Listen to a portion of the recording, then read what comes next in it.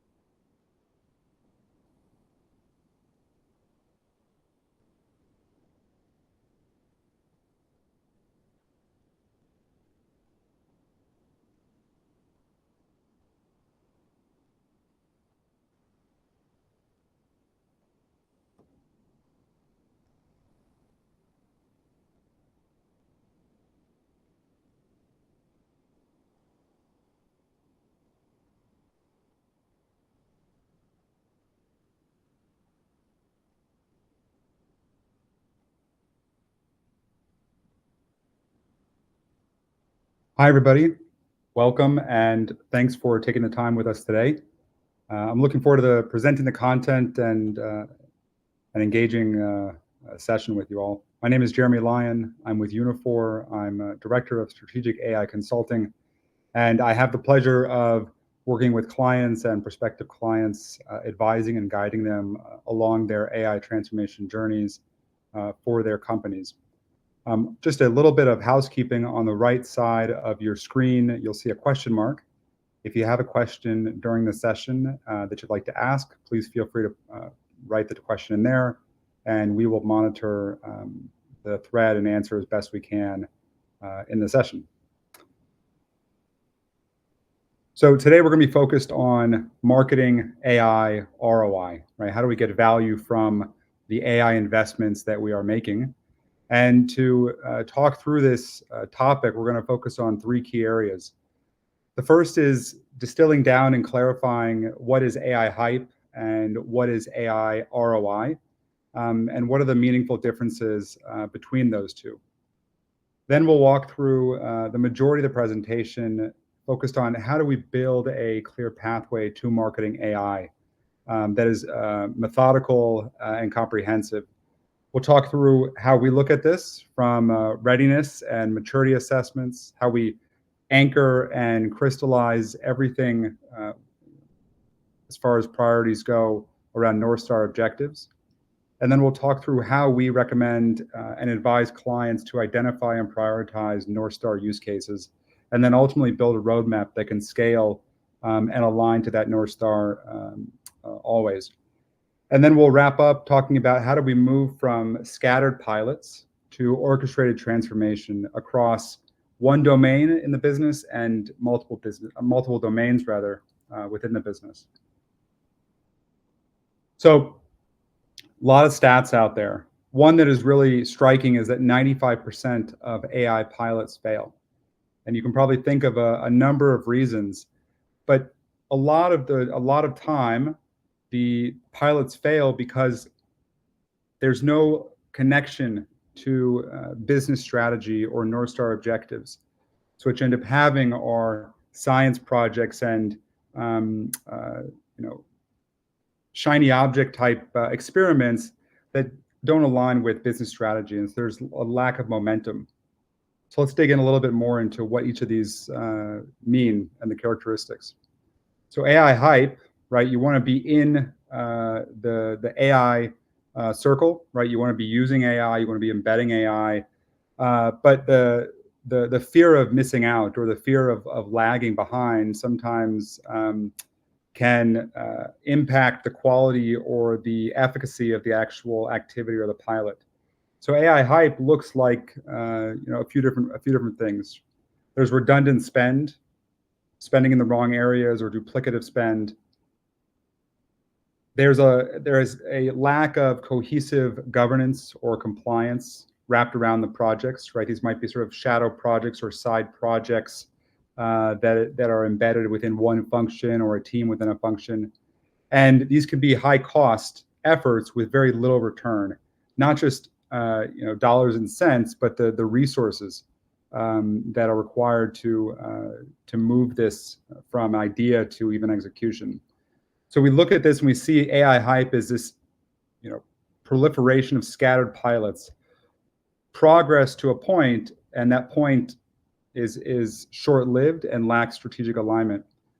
What we seek to do and what we advise clients to do is really look at pilots as a means to an end, but always within the spectrum of alignment to a North Star objective.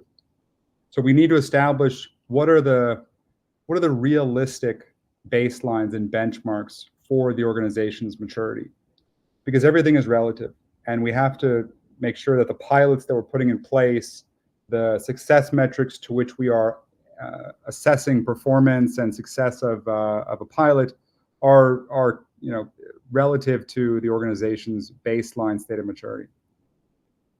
In these pilots, we also want to make sure that we're building and scaling for future initiatives, right? Pilots shouldn't start and end and be tossed aside. There should be a lot of reuse and a lot of reapplication, both in terms of the tech that you're building and developing for the pilot, but also the processes and the playbooks and the enablement. Each of those components needs to scale in order to orchestrate true change and transformation across the organization. So one of the key takeaways today is that momentum in the organization does not come just from tools, right? It comes from maturity. And maturity is multifaceted, as we'll talk through. Tools are one piece, right? You need the right processes in place. You need the right people and teams and organizational structures to make this happen and make this happen at scale. So here's what we're going to discuss as we go through how we assess capabilities and readiness. We're going to understand and talk through baselines. How do we understand where you are today, where you're trying to go, and what the gaps are, right? You can't have clarity in terms of what's required unless, one, you know where you want to go, what the target is, what the objectives are, and also where you're starting from, right? Because that'll give you the clarity of the path and what you need to do to achieve that gap, that delta. Once we know the North Star objectives, the highest priority business outcomes and targets and KPIs, then we can start to prioritize use cases. Shouldn't prioritize use cases unless we have real clarity on what the objectives are. Could be objectives within the domain, could be objectives within a line of business, horizontal function. Ultimately, these objectives will ladder up to top line, bottom line business outcomes and objectives. And then we want to build a plan, right? How do we take pilot use cases that reflect reality of where we are today and where we want to go, that are within the realm of high return on value and low level of effort, and how do we build a framework to scale use cases across multiple domains, multiple functions, front office, back office, etc. So let's start first on how do we assess AI and maturity readiness. So first, what we need to do is get a clear picture of where the organization is. So maturity, we think about this as multiple stages. We'll talk more about each of these stages and what they entail. But we want to understand across these different dimensions through series of discovery sessions and interviews with stakeholders. Where are you today? What are you capable of from an AI standpoint? What are the use cases that you're capable of executing? And how completely and thoroughly and effectively are you executing these use cases? So we look at this across 5 different levels. From level 1 of exploring AI, right, getting your toes wet, sort of, beginning to leverage AI in different ways, through orchestrating AI. And as you go up this maturity curve, what you start to notice is that there's more horizontal involvement, application of AI, Gen AI, agentic AI, within the organization as a whole, across multiple domains, multiple functions within those domains, across front and back office. As you go from right to left, down towards exploring AI, you're much more focused in a small scope, could be a team-based approach. And we'll talk through how do we get from stage to stage, and what are some of the questions you can even start to ask yourselves and your teams after you leave this webinar to understand what do we really need to do to level up. So the 5 stages of maturity are anchored and assisted by 7 dimensions. And broad strokes here across these 7 dimensions, these are really boiled down to people, process, and technology. Right? We want to look at this across 3 pillars for change management. Right? Do we have the right teams involved? Are those teams skilled effectively? Are they enabled effectively to do those jobs? And if we don't have the right teams or the right skills, what's the plan to address that?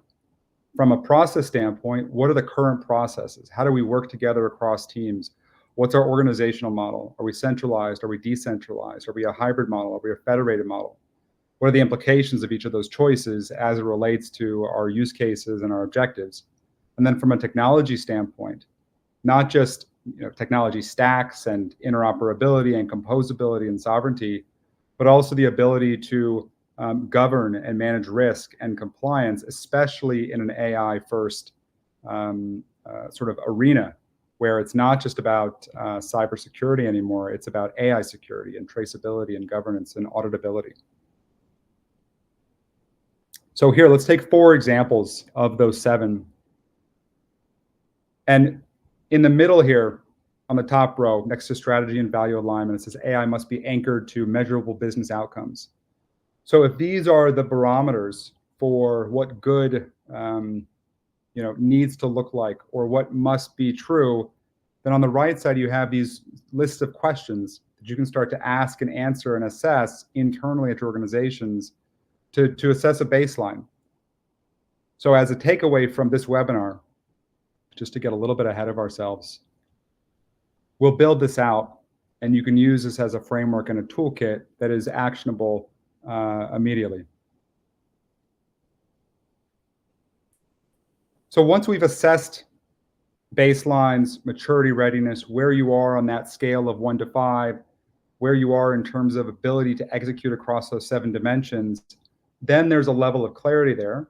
And now we can crystallize those North Star objectives, right? Let's understand where you are trying to go with the clarity and context of what you're capable of doing today. So North Star objectives, I think there's been a lot of mention and focus on North Star objectives and outcomes in the market, as there should be. I think a lot of organizations, especially as they look at constrained resources and teams and hyper competitive landscapes, they can't afford to do anything else but be focused on things that move the needle to those North Star objectives. That was a long way of saying that you really need to focus on what's most important and really reevaluate or reassess or reconsider as a whole things that do not directly align to those objectives. And this is really important for AI investments and as far as AI transformation goes, because the buy-in that you need has to come at multiple levels, but it ultimately has to come and be supported by the executives, the C-level.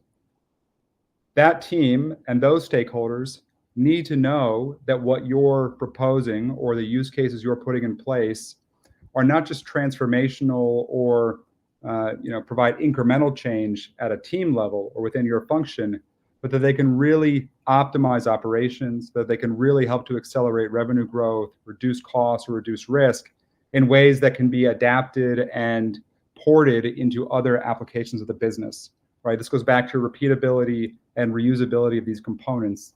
These are massive investments, but the ability to scale them across domains and functions is really where the return at scale comes into play and into focus. So how do we take this from a business case, within a team, within a function, into the highest level justification for investment?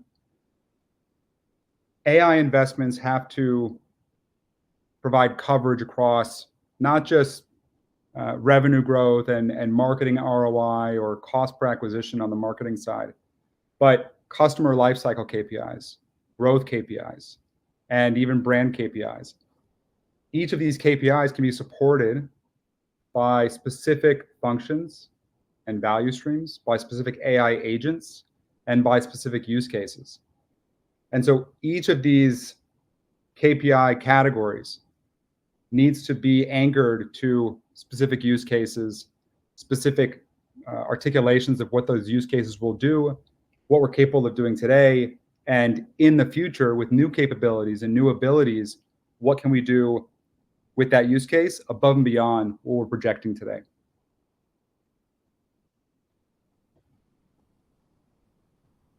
All right, so we've got clarity on the North Star objectives. We know what matters and what we all need to be driving towards and steering towards as an organization.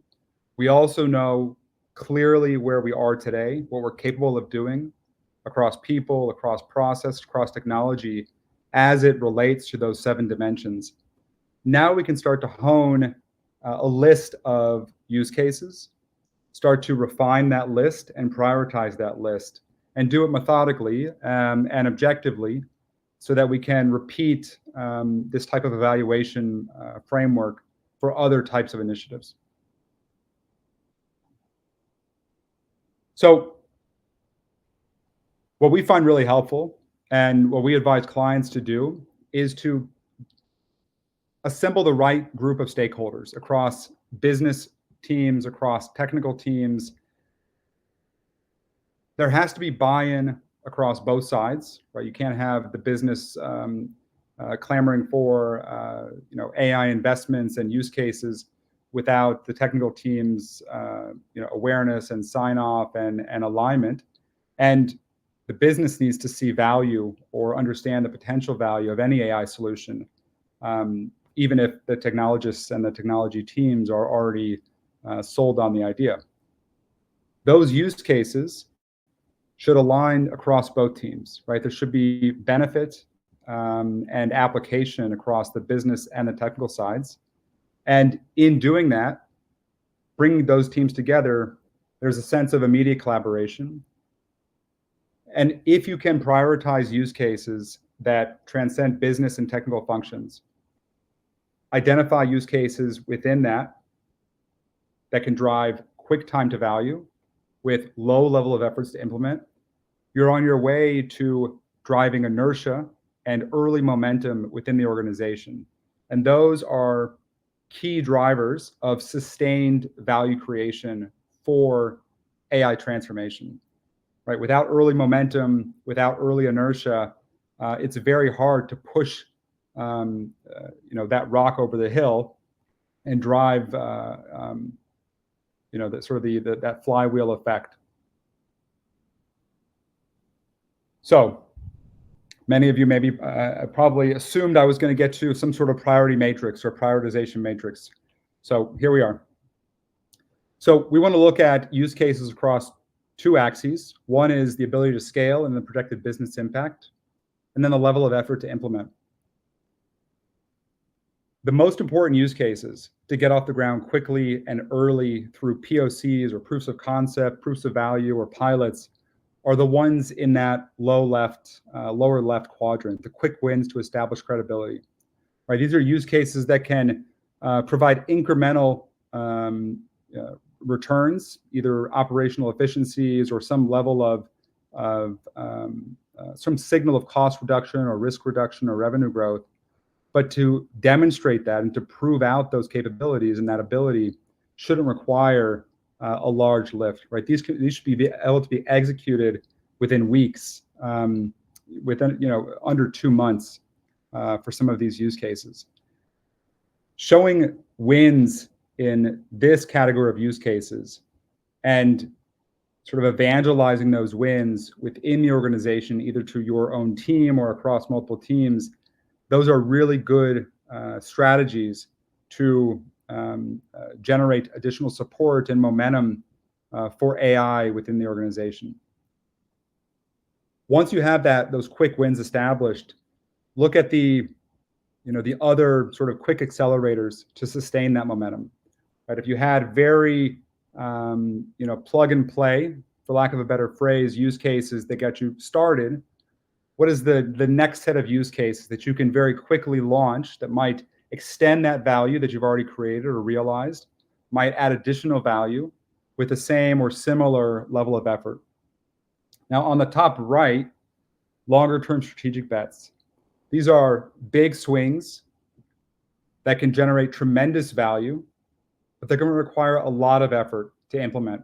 They could be a large level of effort from a technology standpoint, some sort of migration, some sort of big infrastructure project. It could require new teams or new organizational structures or completely new processes just to see this process or see this use case deployed. But there's tremendous value in investing in those efforts to get to these strategic bets because the payoff is tremendous. On the flip side and to the left, these are the use cases that are going to require significant resources, but are unproven or are projected to deliver minimal value. What this really means is that these are use cases like sort of one-off science projects or resource consumers that are churning through resources and availability and capacity across teams with no clear return on the outcome or the investment. So the risk of pursuing these use cases and investing in these use cases in this top left quadrant is that you now have less capacity to focus on use cases that may drive real results. You risk burning out teams trying to get to a result that may never be realized, and you can lose momentum. And to restart that and get that inertia going again can be quite difficult. So here's an example of how this can play out in marketing AI space. And marketing AI as a functional area across the business represents a sliver of possible use cases and a sliver of possible return on investment, but it's an important one. Ad copy variations, right? Very easy and straightforward to generate alternatives and a list of variations from which to refine and test and iterate very quickly. You can see which one is working very quickly. You can see which one delivers the highest return on investment on social media, on display, on the website, and you can embed those changes for the future with low levels of effort. Now, as you get across, going sort of bottom left to top right, let's go into agentic campaign orchestration. Agentic campaign orchestration requires many prerequisite capabilities and infrastructure components to enable this. Campaign orchestration, from the earliest phases of planning and ideation and budgeting and forecasting all the way into attribution and analysis and retrospectives, there's a ton going on in that value chain. Each of those components within the value chain requires domain expertise, right? Language model expertise, small language model, domain experts in forecasting, in measurement and attribution, in products and services and the catalogs that your companies might offer. The agents, the unitary agents across this value chain have to be experts and focused in their area of that value chain, but they have to work together to execute the entire campaign flow. So to get to that level of return on investment, you have to start with, and I'll go back, you have to start with the earlier, easier to implement use cases, which may be, in this context, an audience agent or an attribute agent or a product agent that understands relationships across attributes and metadata to define an audience. It understands your product catalog, your service catalog, to know what you mean when you reference this particular SKU. Those building blocks serve as the foundation for these larger transformational strategic bets like campaign orchestration, truly end to end across that value chain. So let's talk about this last step, building your roadmap, building the plan.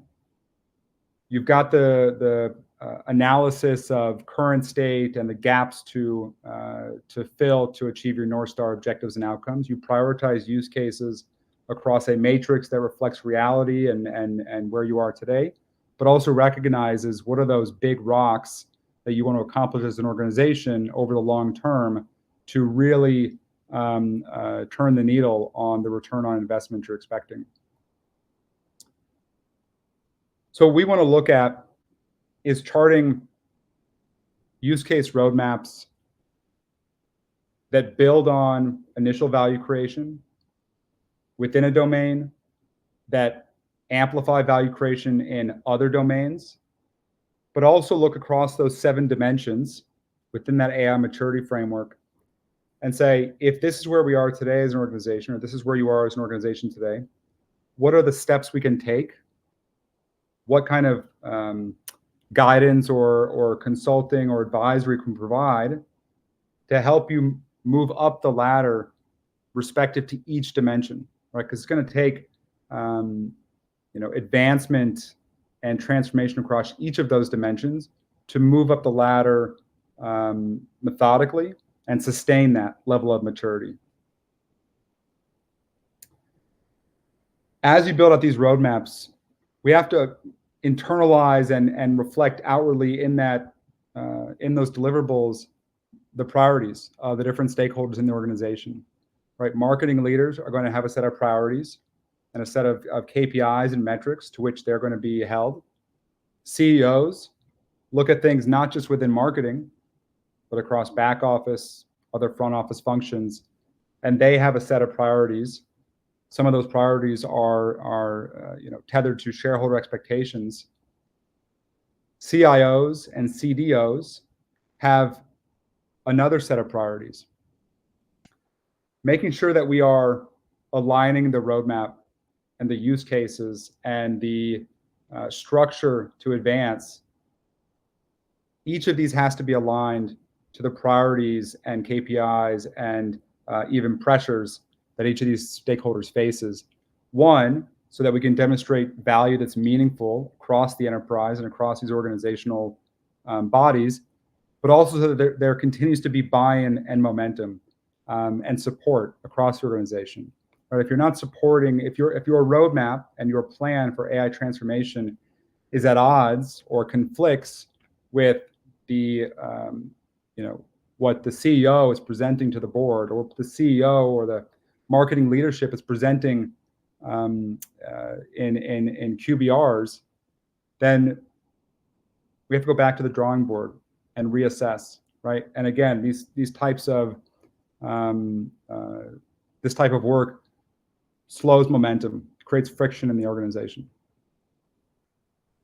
So let's talk about what can this look like in practice, in marketing, across this value chain, across these dimensions, and across use cases. The ROI potential across these use cases and the speed at which you can realize return on investment is tremendous. It's rapid. Within 4 months, not only can you realize project payback on that initial investment, but you can realize significant upside on the investment. By transforming subsets of a process with AI agents that can automate or augment human-led workflows, the operational impact can be tremendous. This example is just shy of 10 million US dollars. Consider the impact or the effect that this could have if we could deploy operational type AI agents that can expedite workflows, can triage issues, resolve tickets, validate data discrepancies or missing data quickly. We could take those types of applications and extend them across the value chain from back office functions to front office functions, from front office functions to other front office functions, et cetera. What that does for value creation alone, but also what it does to free up capacity of your FTEs and your staff to do other more strategic work that can drive additional value. And then we see on the last one, the incremental conversions, right? Once you establish domain expertise using AI models that are now supporting and strengthening your campaign activities and your activations, the level of precision and relevancy and efficacy that you can achieve in market is significantly higher than what you're able to do just with humans in the loop, owning the process. There are numerous scenarios for persona-based targeting or product-based targeting or even a contextual advertising.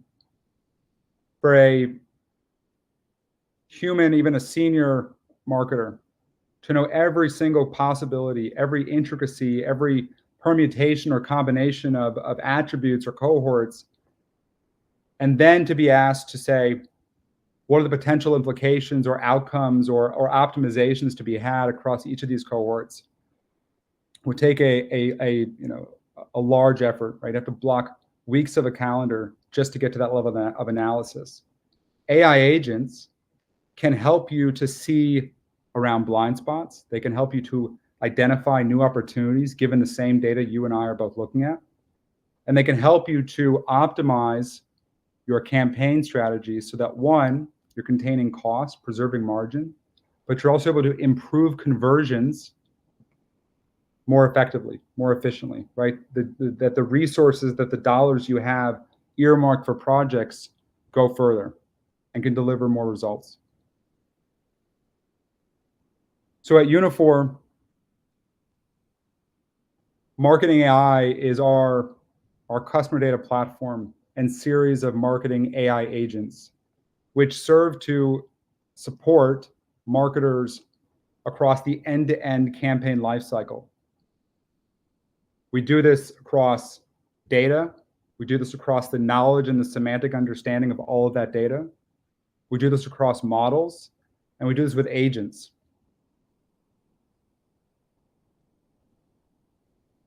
I'll build this slide out, and then we can talk through it a bit. Uniphore's Business AI Cloud is the platform underpinning Marketing AI, Sales AI, People AI, and HR AI. What this means is that now as a marketer, when you're defining an audience cohort, when you're trying to assess opportunities for a campaign, when you're trying to assess the optimal A/B split or how much budget you allocate to one channel versus another, foundationally and abstracted from the marketer are those domain-specific models that are trained and fine-tuned on your business's reality, on your business's data, on your campaign performance information, so that it knows what best-in-class looks like. It knows what the standard operating procedures are of the business, what the expectations are, what the tone of voice and the brand voice is. And it can assist you so that you can go from idea and a hypothesis to execution or even first draft in a fraction of the time, right? 70% faster than you could do alone. The ability to then extend those SLMs, those small language models, into other areas of the business, so you have other domain experts. That's where you really start to unlock this flywheel effect for scalable, transformative AI returns on your investments. So I want to leave you with one takeaway. Well, I hope there are more takeaways that you're going to come away with, but we'll end on this one. As you go back to your teams and you start to assess and you continue thinking through, how do we move across the ladder, across the maturity curve, and what does that mean for our business, and what are the outcomes and objectives? We want you to use this guide and go through those questions and go through those dimensions and really pressure test and reflect inwardly as an organization. Where are you today? And what are the things that you need to do to move from level to level? And then really importantly, once you have clarity there, what are those use cases and how do we prioritize those use cases? I think just providing clarity and getting clarity across all those different facets of the evaluation can be extremely helpful and motivating for an organization to move forward.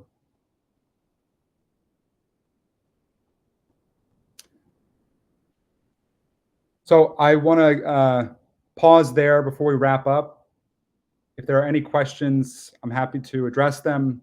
And if not, certainly was a pleasure having everybody here. And we hope you enjoy the rest of your day and the rest of your AI journeys back at your organizations.